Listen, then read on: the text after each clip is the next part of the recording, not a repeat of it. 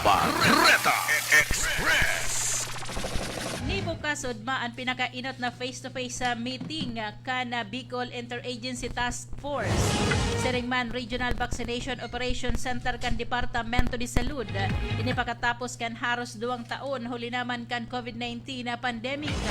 Biglansaran in-person meeting kasod makan Regional Vaccination Operation Center kan Department of Health.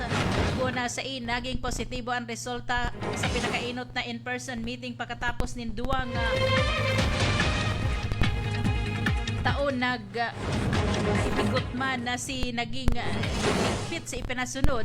Huli naman kan maringis na virus an joint meeting pinanginutan kan Bicol Interagency Task Force as ni DILG Director Attorney Anthony Noida asin kan Department of Health Bicol sa paagi ni Regional Director Dr. Ernie Vera. Yaon man nag-atindir sa nasambitan ng tiripon naman iba-ibang ahensya kan gobyerno digdi sa Bicol asin mga medical frontliner. Ikurulayan na si mga programa kan COVID-19 na vaccination status sa siniba pang lakdag siringman ang padagos na pagbabakuna siringman ang implementasyon kan mga importanteng dapat gibuhon na sa paglikay. Murog na ngunya na haros nasa normal na ang mga kalakawan na kan mga namamanwaan sa Bicol. Barreta Express. Indigenous people kan baaw aminadong kulang sa kaaraman pero suportado kon sisay an maray bareta mo. Doon ang mga miyembro kan IPS naman sa Banuan Canabao sa ginibong tripon kasudma kana team Andoyo kay Barman an team Bao United. Panginot ni Mayor Ling Malasarte asin masunod na Congresswoman Madil Yerovi Alfilor asin Tulong Bukal an 125 Alfilor Quadrante asin Oliva.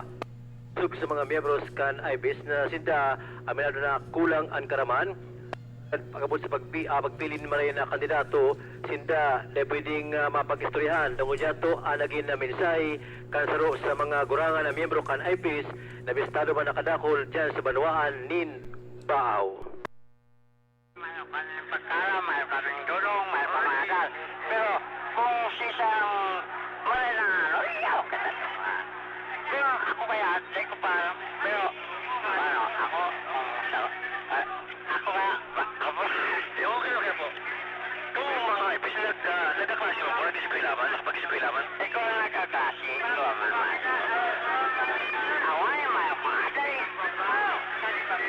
Pero nakakaintindi. Sabi yan, pero Para sa mga payag kasarong IBIS naman sa Banwaan Canabao kana makaulay kan IR News. Minado na kulang sa dunong, kulang sa karaman kaya napapasinda kaya yaon duman ang presensya kan masunod na kongresuman nganing dahil malog kikik ang mga kulang asin mga pagsasabing ignorante ng mga tugang tamagta tansunod na iniga kadakol man ang mga membros kan IBIS na bistado man na padangat kan masunod na kongresuman Madil Yerovi Alfilor. Kung nabalita sa lado lokal, naman si Marbarsinas para sa Radio Nationwide, sama-sama tayo Pilipino.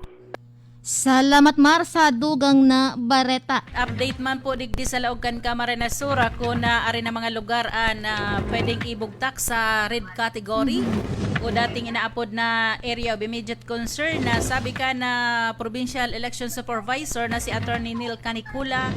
Mayo pa pong nakadugang apera na sana duman sa pinagbabantayan na itong yaon sa perang Banwaan and Garchetorena. Digdi po sa Camarines Sur duman baga iguang na arestrong pang-aambush inkwentro ka nagtalikod na mga simana. Barreta